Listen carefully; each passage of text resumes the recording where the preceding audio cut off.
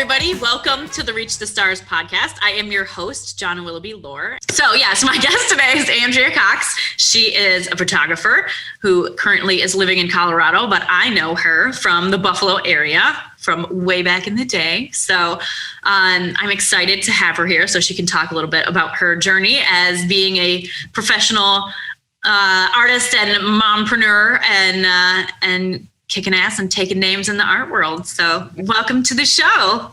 Thank you for having me, Jonna. Yes, we have known each other since probably 2008, somewhere in there. I know, like a long time ago.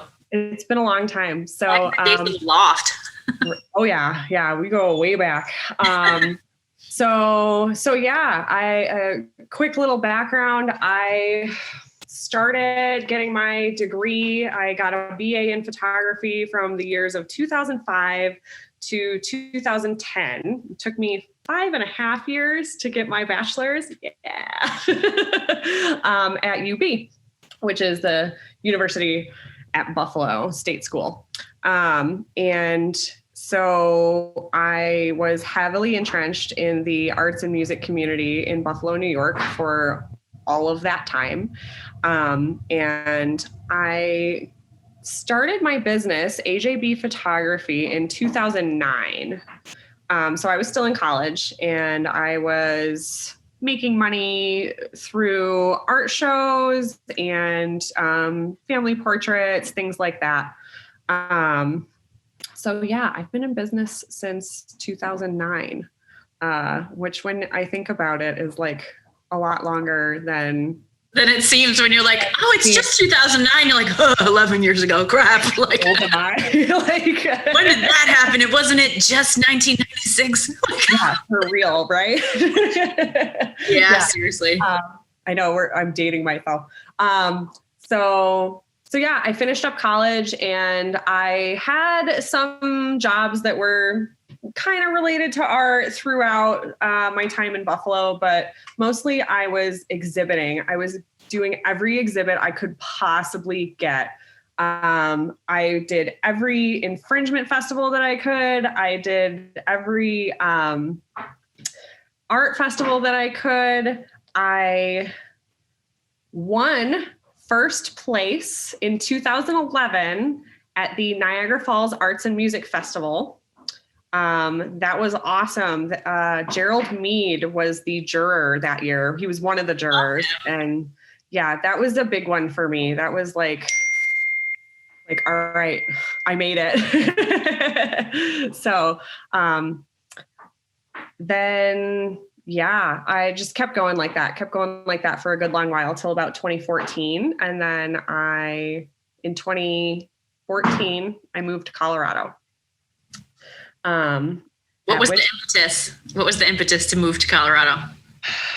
I will not lie to you. I had a little bit of a troubled late teens and 20s when it came to the opioid epidemic. It wasn't necessarily me, but it was all of my friends, and I just couldn't do it anymore. I couldn't stay. I had just gotten together with my now husband, and we both were kind of like, we've been here forever. Like, what's next? We got to get out of here. So that's what we decided on. We had both visited Colorado before with friends, and so we decided that we would try it out. We'll just move across the country, start a new life. And that's what we did. And that was fantastic. But we did become pregnant almost instantly after getting to Colorado. So I spent 5 years. Yes. And we have our awesome daughter. She is so cool. But I do regret a little bit I just stopped making art for like 5 years between the pregnancy and raising my daughter. And that was a mistake. And if somebody is struggling with that, I would say, let's talk, because I could have done a lot better with like getting through some of that really hard mom stuff. If I had actually just been like, no, I can make art. I don't have to just be mom. I can be mom and artist. Yeah. The struggle is real though. Okay. The struggle is real. The struggle is very real. But if somebody wants to talk about that, I can totally talk about that, because I did struggle with a lot of postpartum depression, and it was like, well, which one is it, the chicken or the egg? Am I depressed because I'm not making art, or am I not making art because I'm depressed? I couldn't tell which was what. Mm-hmm. Probably a little bit of both. Yeah. Yeah. So that was a really difficult time to have a 5-year hiatus, where I just was so focused on raising my daughter and like making steady income, because it's hard. It's hard to not know where your next paycheck is coming from. Mm-hmm.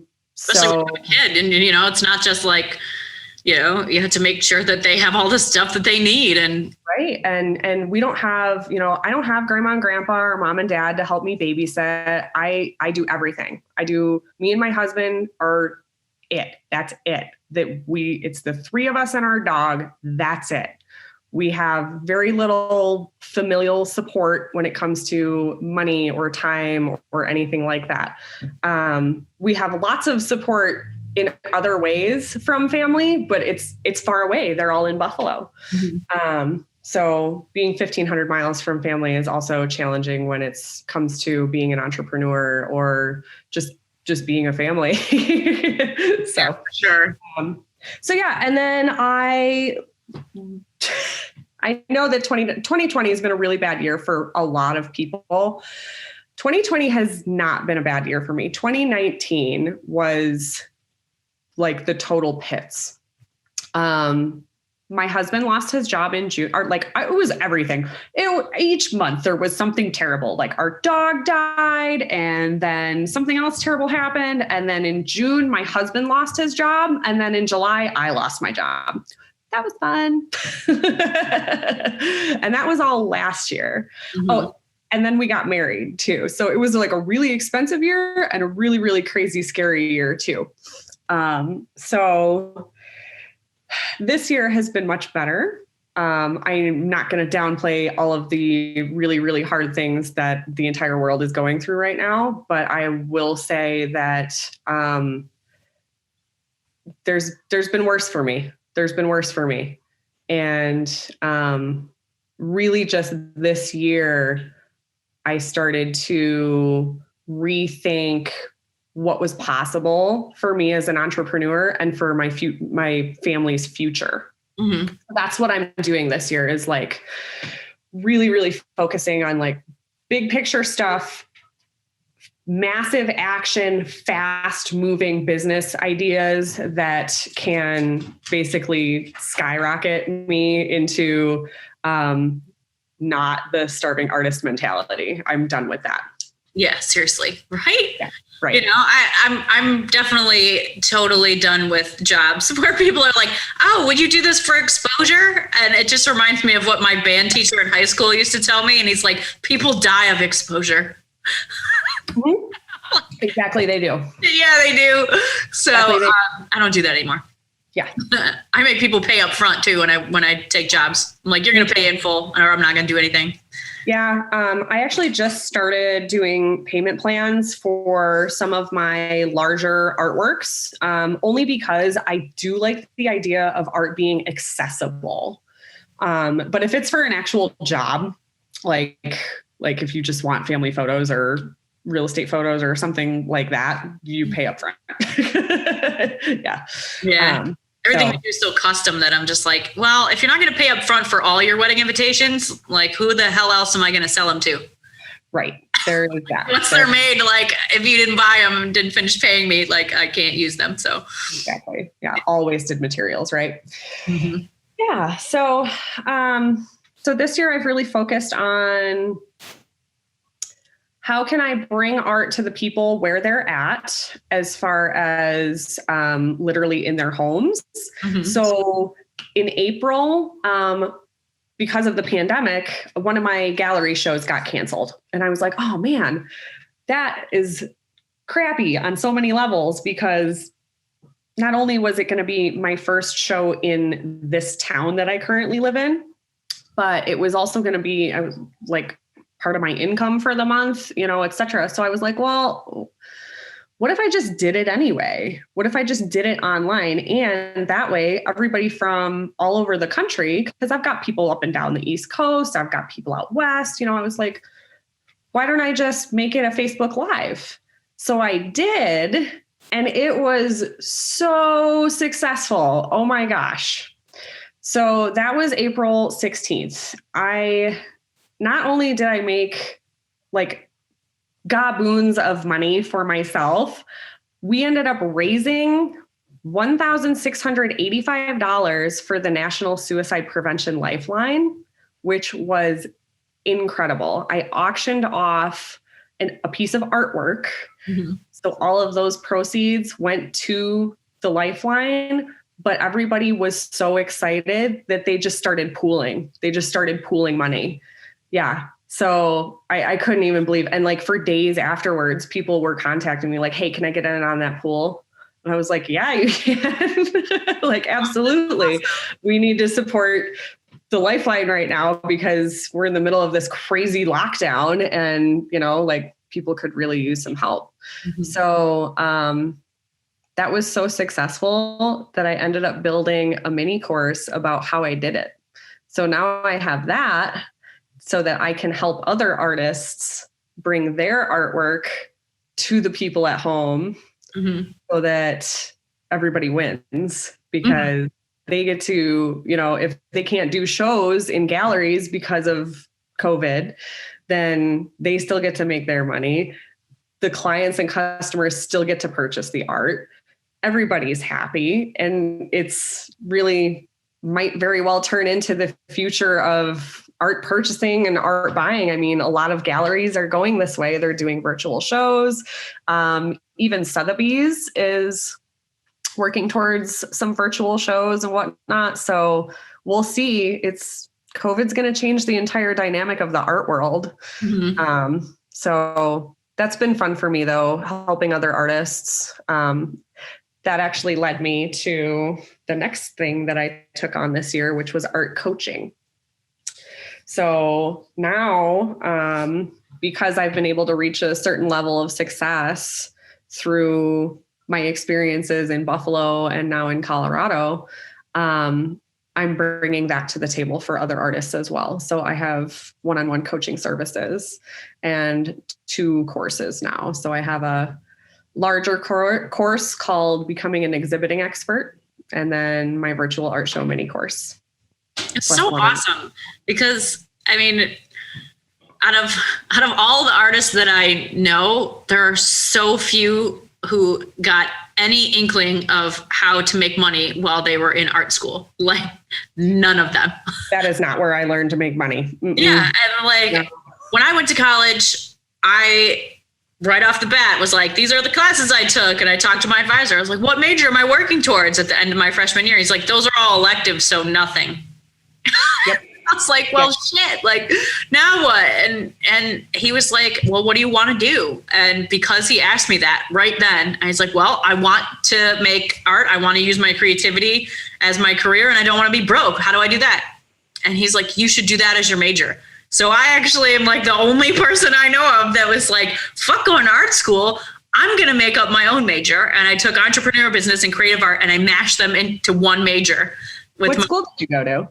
I went to Warren Wilson. It's outside of Asheville in North Carolina.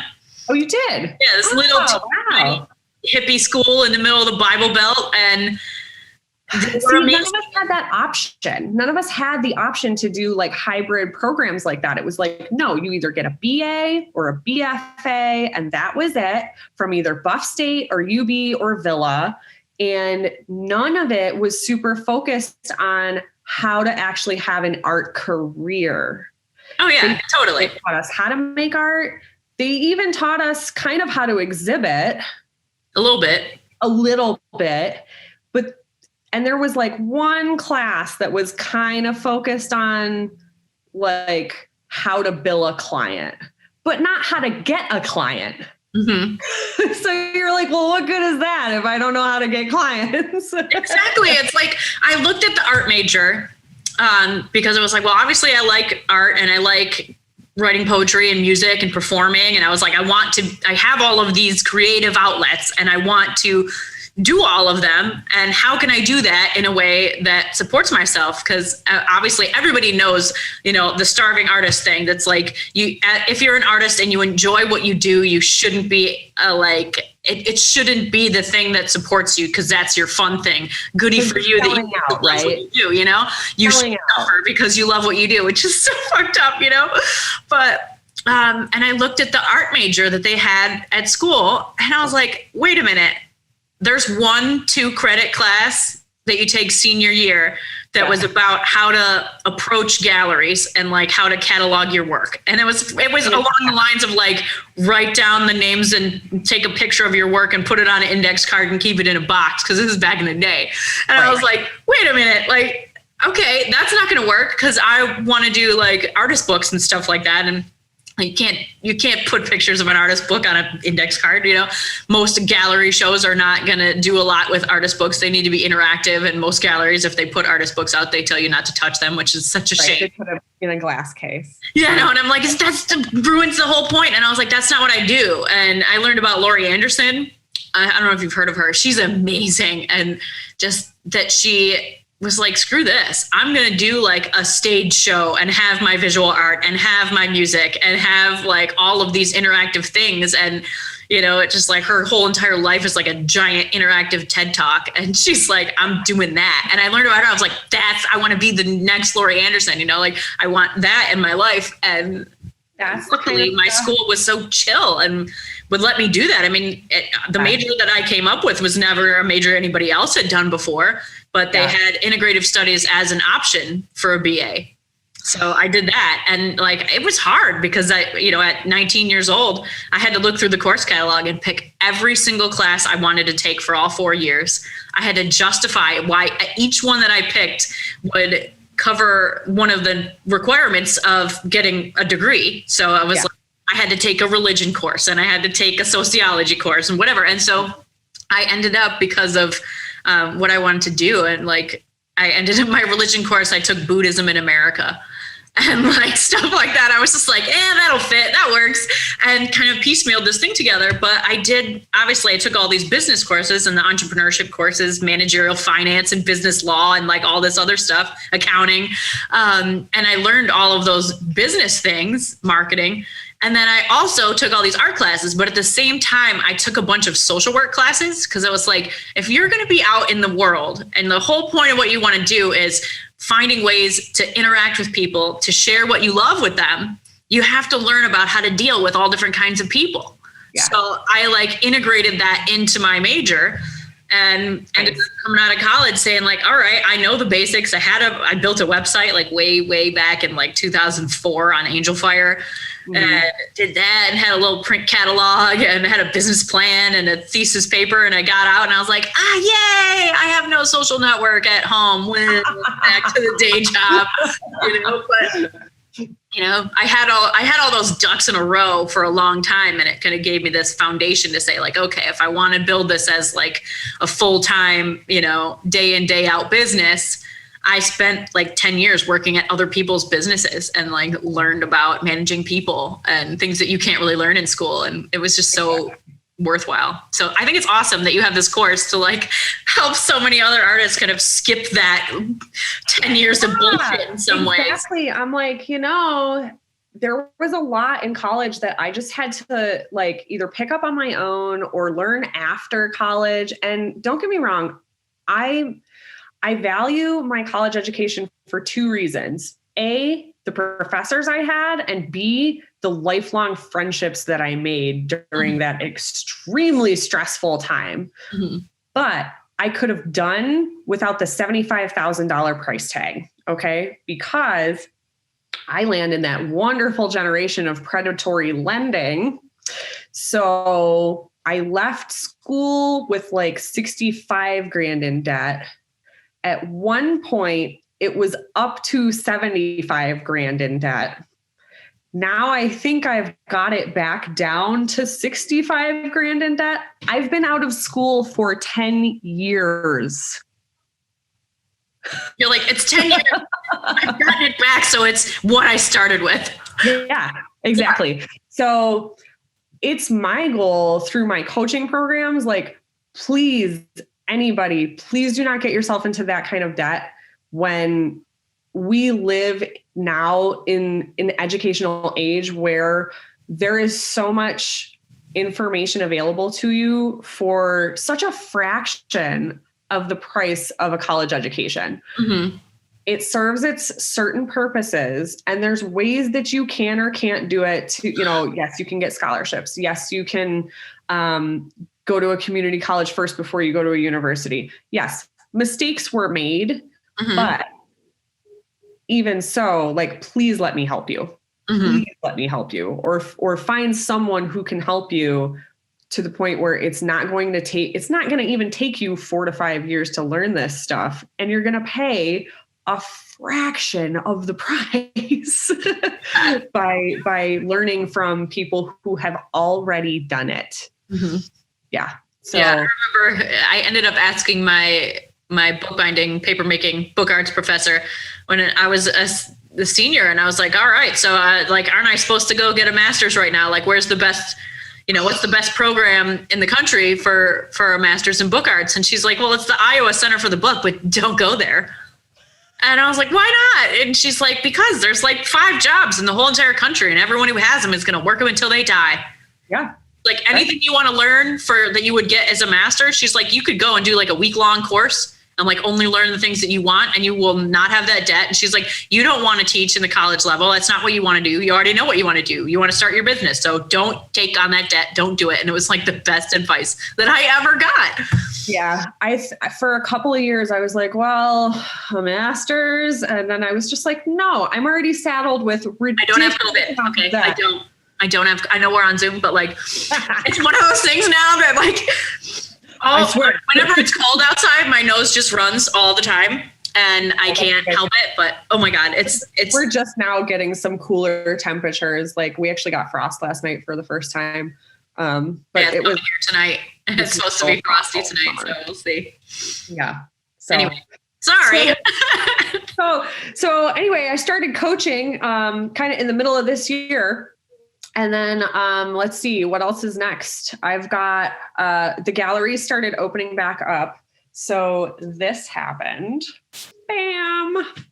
I made the front page. That's me. That's so awesome. Yay. That's me in the gallery at the cafe with my latest release called Dreamy Landscapes on Film. That is up right now still. That comes down on Monday. And that is all film-based work. I work on film a lot, which is fun because not a lot of people do it. And I don't want to lose it as an art form. I don't want everybody to just be taking pictures with their phone and their digital cameras. Most people are like, they don't even know how to work a real camera anymore. They're like, what? What is film? You can buy film? Yeah, what is that? Exactly. What do you do with it? The guy who wrote this story about me had never shot a roll of film ever. And I was like, oh my God, how old am I? Like, can I give you this roll of film and this camera? Please go take some pictures with it. Like, exactly. So I really relish my time in the darkroom. I'm actually really excited. I just joined the Colorado Photographic Arts Center. I just got their membership because they have darkroom space for rent. And I haven't been able to find a darkroom. I live about an hour and a half from Denver. I live in the middle of nowhere. So I'm excited about that because I'm going to get back into the darkroom. Yes. I do some stuff at home that's not so chemically based. I make some cyanotypes at home. And then I obviously shoot film. I am using a local company to develop right now. So I'm excited to hopefully get back into developing myself. That's going to be great. It was always so fun. I remember like when I think I was maybe a freshman in high school, and I took like a film photography class and learned how to, the basics of like, getting the aperture right and getting the f-stop right. And I still really suck at it. It's really difficult. Most people have no clue how much of a science experiment photography really is. It really is. And it's funny because years and years ago, I dated this guy who was really great at taking photos. And every time he would try and teach me how to take photos, I was like, I'm so distracted by watching your face that I can't listen to anything that you're saying. So I learned nothing else about taking photos. Whoops. Yeah. So, I can use digital photos for products because that's mostly what I do, but it's just funny. Digital holds its purpose. Okay. So I recently made a bunch of photographs of the Milky Way. Mm-hmm. There was no way I was going to make it on film. There was no way I am not NASA. You know, I don't have that kind of equipment. I just don't. So yeah, digital's great because it opens up new possibilities for stuff that you couldn't photograph in the past, mm-hmm. you know? So yeah, I still have a digital camera and yeah, I still use it, but I prefer to work on film. It adds such an element of time, like you can see it in the work. So for me, it's nostalgia and memory and time all wrapped into a lovely little package that I can carry with me in my camera. I think that's part of why I just love handmade paper so much too. It just has a totally different feel, a different quality. You can just do so many different things with it that you can't do with machine made paper. Right. You know, like you can't take a piece of cardstock and like mold it over a frame and let it dry. Like you can't. You can't do that. You can't do like sculptural art with it. Like, it doesn't really work the same way, you know. So I know you have a hard stop in a little bit, and I want to make sure we don't run out of time for the 5 questions. Okay. So at the end of every episode, I ask everyone the same 5 questions because I love to hear different people's answers to the same questions. So are you ready? I am ready. Okay. Number 1. Tell me about an experience in your life, a single moment that changed who you are today. Having my daughter. Yes. So I'm not a super patient person. And okay, so my birthday is July 22nd, which means I'm a Cancer Leo cusp, which means fire and water. I have a constant internal battle going on. Constant. Mm-hmm. And my daughter ended up being just basically a mini version of me. She was born on the solstice. She looks almost exactly like me. And because of like, we are the same person. And through meeting her and learning who she is, I am learning so much about myself. And I don't love all of it. I don't love all of it, but that forces me to recognize the things in myself that I might like to change over time, mm-hmm. and to accept her for who she is, and therefore maybe also find some forgiveness for my own self. Mm-hmm. Yeah. Becoming a mom, that was definitely a pivotal point for sure. Yeah. Cool. Me too. Yeah. Right. I've definitely learned a whole lot about my parents, like things that they did not do properly in their parenting, which I now like do randomly. And I'm like, oh, why am I doing that? I'm like, oh, they did that to me. Like that sucks, you know, not intentionally, but you know what I mean? Like you notice more of those things when you realize like, why am I, you know, yelling at my kid for something stupid? And I was like, he doesn't even understand what's happening right now. Like, right. You know, parenting is hard any way you slice it. Parenting is hard because you've got your parents that there's things you might have liked about what they did. There's things you might have not liked. So you want to try to do or not do those. But then you see like peer to peer, you're like, ooh, what's that person got going on? I don't like what they're doing. Or maybe you look at your other friend and you're like, yeah, I like what you're doing. But I only have one kid and I know I'm making mistakes. A lot of people have more than one kid and they get it right on the second time around. And I don't have that opportunity. So I'm just like, oh crap, I screwed that up. And now I'm stuck with it. It's really weird because like I keep thinking that before I had 2 kids, I never yelled at my 1 kid. And now that I have 2 kids, I yell at them both all the time. And it's awful. And I'm like, man, my youngest has no idea that I used to be like the mom that never yelled because I had 1 kid who was like super chill. And then now that I have 2 of them, they like feed off each other and they're like, crazy, you know? Yeah. They really love each other though. So I'm lucky for that. I hope that continues. Anyway, number 2. When you feel defeated or overcome, what do you tell yourself to keep going? I won't lie. Yesterday morning was like the worst. I was in tears and I was like, oh my God, should I even keep going? Like, does anybody even care about anything that I'm trying to accomplish here? Like, this is what happens in entrepreneurship. Like, you have these ups and downs. You have this ebb and flow, and it's not unicorns and rainbows, guys. It is not unicorns and rainbows. If it was easy, everybody would do it. So yesterday, here's a couple things I do. I went and I bought myself my favorite coffee because I like coffee. And a lot of times I try to like keep it at an even keel. Like, you know, it's kind of expensive. I don't like to just like blow all my money on coffee. So you make it at home or whatever. I was like, nope, I'm going to get my most expensive favorite coffee. Okay. So a little bit of self-care. And then, I do some deep breathing and I do a lot of journaling when I'm having a hard time. I journal every day. This is also something that's really skyrocketed my journey as an entrepreneur. I highly suggest it for people. Journal every day.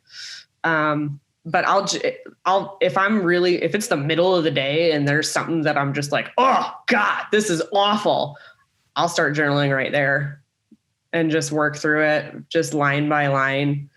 And I think gratitude really helps too. If you can write out a grateful statement surrounding whatever is pissing you off. Mm-hmm. Because there is always something to be grateful for. Even if something is not working right, you have to look at it as a learning opportunity, and you should be thankful for that learning opportunity. Mm-hmm. Exactly. So those would be my things: coffee, journaling, and gratitude. Yeah, and like it's a crazy thing with, you know, being an entrepreneur, and so many people think that you have like tons of money and you're like doing all this crazy stuff, and you know, it's really difficult not to compare yourself to other people, especially when you really interact with people mainly online, and you know, people have their filters and they post all the best things, and you see other people who are like check out my best way that I'm doubled my income this year, and you're like, I didn't double my income. You're winning, I'm the worst, you know? And then, you know, you just got to remember that other people are looking at you and seeing that same thing. And they're looking at you and saying, oh my God, they must be so successful. Everything in their life must be so perfect. And, you know, just remembering that it's not like that. It's not like that for anybody. It's not. But it's also like to remember when things are really hard as an entrepreneur and you do feel like, man, why am I even doing this? Remember that you chose to do it. Like, right. It's like this, I get to do what I love. I get to do what I love. And this part of this day might be hard, but for me anyway, most of the time that I'm at work, it doesn't even feel like work. I don't even realize that I've been in my office for like 12, 15 hours. I'm like, it's a happy place, you know, like I love it here. Exactly. So yeah, that's something for everybody to keep in mind is it's never all rainbows and sparkles. It's not exactly. ever that. Yeah. Yes. Okay. Number 3, tell me about a way that you overcame a failure or a mistake and what you learned from it. It's like a job interview.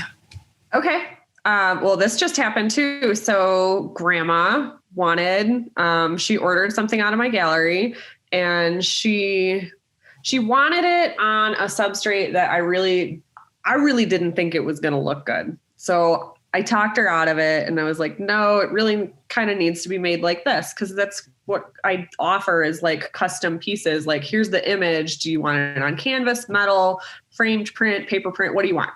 And I kind of talked her out of what she wanted because I really didn't feel like the image was set up for that particular substrate. So I wasn't going to offer it on that substrate. And made her the pieces, got them up on the wall, and she just didn't love them because it really just wasn't what she wanted.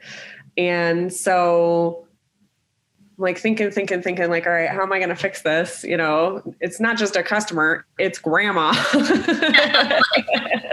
I want all my customers to be wildly happy all the time. But this one's also grandma. Yeah. So I ended up going ahead and making it the original way that she wanted it. And she taught me something because it looked way better than I ever thought it could. So always, you've got to listen to your customer. You've got to try to come to at least some sort of compromise on something that you might know that your product or your art should be made this way.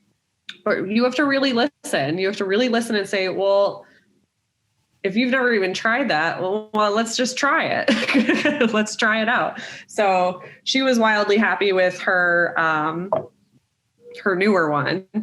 And so you've got to listen.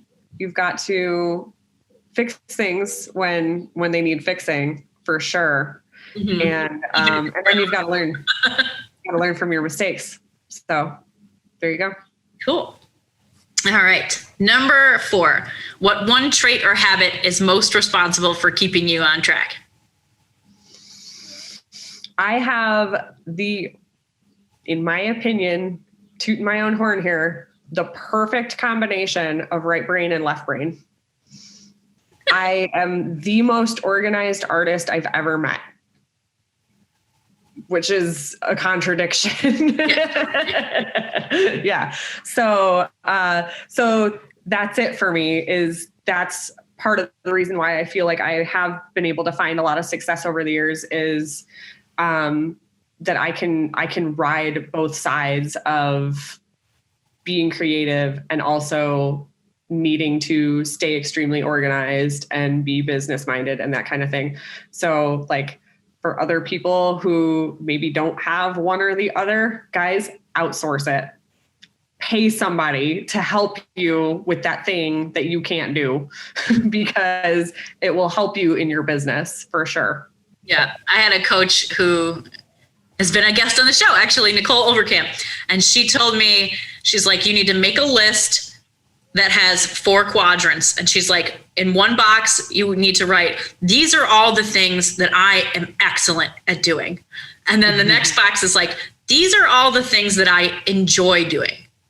And then you make a box like, these are all the things that I don't enjoy doing. And these are all the things that I absolutely suck at. And she's like, hire people for all the things that you suck at before all the things that you don't enjoy doing. Yes. And she's like, prioritize your stuff like that, like spend the most amount of your time on the stuff that you are excellent at doing and the stuff that you enjoy.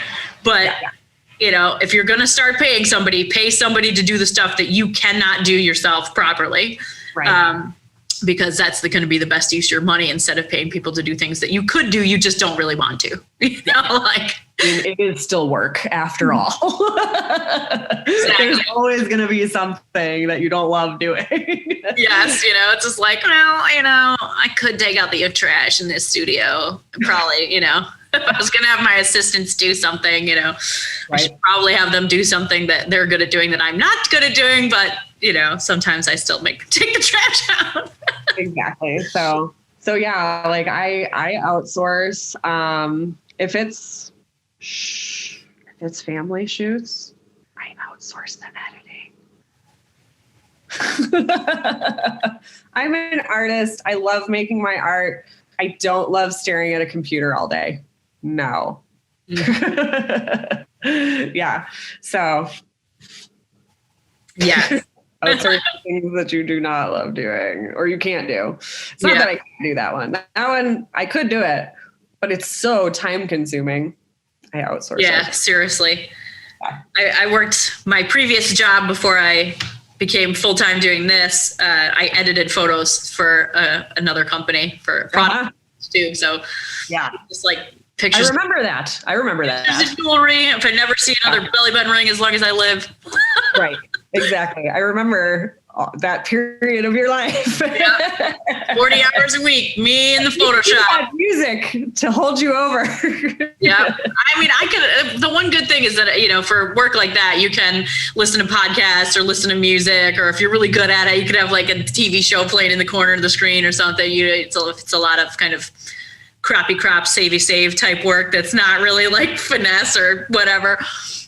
You can do that kind of thing, but man, I'm so glad that I don't have to do that stuff all the time anymore. It's just like I can edit my own product photos and do them really quickly, which is nice. And you like doing it better because it's for you. Yeah. And it's like, I'll just make a template, just throw them all in there and they're all the right size. Perfect. That's great.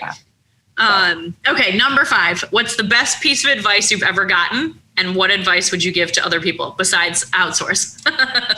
Right. Okay. So the best piece of advice I ever got was from one of my managers at like the craft store back in college. Okay. And I did not like this man, but I will never forget this. Nothing ever stays very good or very bad for very long. Okay. And then the piece of advice that I would give to people, if you don't like your life, change it. That's it. It's that simple. Don't make excuses. Don't pretend you can't, because your life is a choice. Everything about your life is a choice. There's things that aren't choices. Change what you can. Mm-hmm. If you don't like your life, change it. Yep. It's hard for a lot of people to get over the fear of success. There's so many people have a fear of success that they're just like, I could never be that person that has all their shit together or whatever. And you totally could be that person. Oh yeah. Here's another secret. Nobody has all their shit together. Yeah, right? Seriously. No one has all their shit together. Okay. There's always some other piece of shit to go put in your bag. Oh my God. I want to title this episode, There's Always Another Piece of Shit to go on your bag. Seriously, there is. You could be on the perfect uphill climb, okay? But there is always going to be something, any goal you're trying to accomplish, you are going to be scrambling for something, okay? Mm-hmm. It's never going to be perfect. And that's what you need to remember is as long as you are progressing as a person, as a business owner, as a parent, whatever it is that's important to you that you want to progress at, just keep picking up that piece of shit and putting it in that bag. Seriously. All right. Because there's always going to be another one, whether you're going up the mountain or down the mountain. Okay. There's always going to be another step. Yeah. Mm-hmm. And I heard this other mompreneur had this great piece of advice. And she was just like, somebody asked her, like, how do you keep juggling all the balls? And she's like, you just have to know which one of them are fragile and which one of them are plastic. That's it's perfect. Like, it's like there's some of those that like you could drop that for a little while and it's not, and you could pick it back up. Yeah. And there's other stuff that like, if you drop like your child's entire education, that's probably a bad one. Don't drop that one. Yeah. We all need to be keeping up on that. I'm like, for me, before I had kids, oh my God, my laundry. Before I had kids, I seriously would like separate. I had like lights, brights, and darks. I missed I had a whole separate thing that was hand wash, and I would shake everything out and empty all the pockets before I washed it. I would hang up all of my jeans because I didn't want them to shrink in the dryer, all this stuff. And I was like meticulous. Anyone who went to college with me would know that, like, if you open my drawer of t-shirts, I was Marie Kondo in before she was even doing anything. Like, they were all folded like in the upright thing, so you could see each t-shirt. They were in rainbow color order in the drawer. They said, like, if they were an all over a print, a solid shirt, or something that had something printed on the front, like, all organized. Every single drawer was like that. And as soon as I had my first kid, all of it right out the window. I stopped even sorting the laundry at all. I don't even go through it. In the time that I have been a parent, I have seriously washed and dried a lot of fucked up shit in the washing machine. I know. I put a toy car through the washer and the dryer, and it still plays music. Yeah, right. I put chapstick in there. There's been crayons. Oh my God, so many diapers, lighters. Because my husband smokes. Like, oh my gosh, the stuff that goes through the machines. Yep. I can't even believe that toy car still plays music, even after it went through the high heat and the wash. Right on, Family Dollar, whatever. Right. Good job. Oh man. Anyway, so that was the last question. Will you tell everyone where they can find you on the interwebs? Okay, so I focus mainly on Facebook. So Facebook, AJB Photography. That is my business page. If you look up Andrea Cox, I think mine is still... That's my personal. I'm on Instagram as Andrea Cox _dream builder. And then you can also find me on Shoot Proof. It is AJB Photography 2, like number 2, .shootproof.com. Cool. Well, I will make sure that all the links to those are in the show notes. So I am super happy that you could be on the show and we got to catch up because it's been a long time. It has. Cool. Join the email list too. I have discounts in my email list. So, all right, guys. Awesome. Thank you so much. Thanks everybody for checking out and hanging out with us on the Reach the Stars podcast. If you love this show, go to our Patreon. It's patreon.com/reachthestars and become a patron. You can get fun Reach the Stars swag and you get to watch the shows early. And if you get above the rock star level, we even have blooper reels of all the outtakes that are from the shows that I put up there. And there's some that are pretty funny. So, I really appreciate the support of all of our patrons on Patreon. I wouldn't be able to do this without y'all. So you're in my heart. Yes. Support John through Patreon. Do it. Yes. Thank you. I do this show for the most part out of the kindness and love of my heart because I love all of the people that I know. And I want to have these amazing conversations with people, but not just have them, but be able to share them with all of you out in the world. Because anyone who knows me in real life knows that I have told them about a conversation that I had with somebody else at some point because this is my favorite thing. So being able to have these connecting the people, perpetuity and connecting people this way and sharing all these great resources and tips and helping everybody to live a happier, more chilled out, inspired existence. I think it's something that is really, really important. So. And if you love the show, please give us a review on iTunes because that really helps our visibility. And thumbs up on the YouTube channel and follow it and subscribe to it so you get the new videos and all that stuff. And I will be putting out some shorter videos of the individual answers to the 5 questions. So keep tuned for that when I get time for more editing. Cool. Sounds awesome. Might have to outsource. Right? For real. Exactly. All right. Thank you so much. I hope everyone has a wonderful day. Bye. Bye. A single interaction has the power to change your life forever. This is a place for the stories of those moments.